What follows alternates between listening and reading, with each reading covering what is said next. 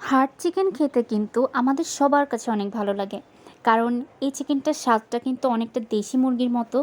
তো আজকে আমি খুবই সহজ পদ্ধতিতে এই হার্ড চিকেন রেসিপিটা কিভাবে রান্না করলে অনেক বেশি মজা হবে সেই প্রসেসটা আজকে আমি যেহেতু দেখিয়ে সোনালিকা দিচ্ছি। মুরগিটা আসলে একটু শক্ত টাইপের হয়, তা এই চিকেনটাকে যদি আপনি আগে থেকেই মেরিনেট করে রাখেন তাহলে কিন্তু রেসিপিটা অনেক মজার হয়।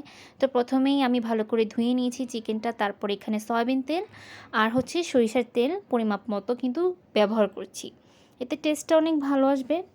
আর এর মধ্যে দিয়ে দিচ্ছি আমি লবণ। লবণ আসলে যে যতটুকু প্রয়োজন ততটুকু কিন্তু নিতে পারে।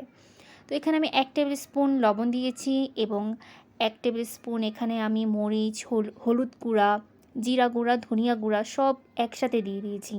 আর আমি জিরাটাকে একটু টেলে নিয়েছিলাম, তারপরে সেগুলোকে আমি ভালো করে হচ্ছে গ্রাইন্ডারে হচ্ছে ব্লেন্ড করে নিয়েছি, সুন্দর মতো গুঁড়ো করে নিয়েছি। তারপরে এর মধ্যে হচ্ছে আমি চিকেনের যে মশলাটা আছে সেই চিকেনের মশলাটা দিয়ে দিলাম। আর আমি হচ্ছে পেঁয়াজ বেরেস্তা করে রেখেছিলাম, সেই বেরেস্তাগুলো দিয়ে দিচ্ছি।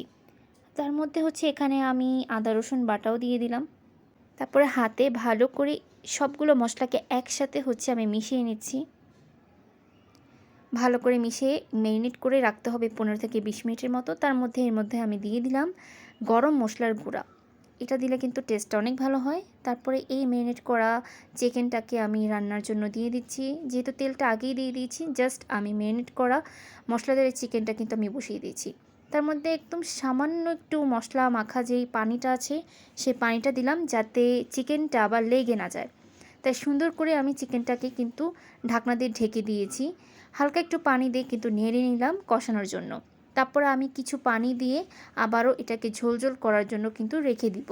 এই পর্যায়ে আমি কিন্তু ঢাকনাটা দিয়ে দিব এবং এখন দেখতে পাচ্ছেন যে আমি এখানে কিন্তু লেবুর যে পিনিক আছে সেই রেসিপিটা দিয়ে কিন্তু আজকে এই আমার তৈরি করা রেসিপিটা আমি ট্রাই করব। তো আমার কাছে বেশ ভালো লেগেছে, আর চিকেন রেসিপিটা তো অনেক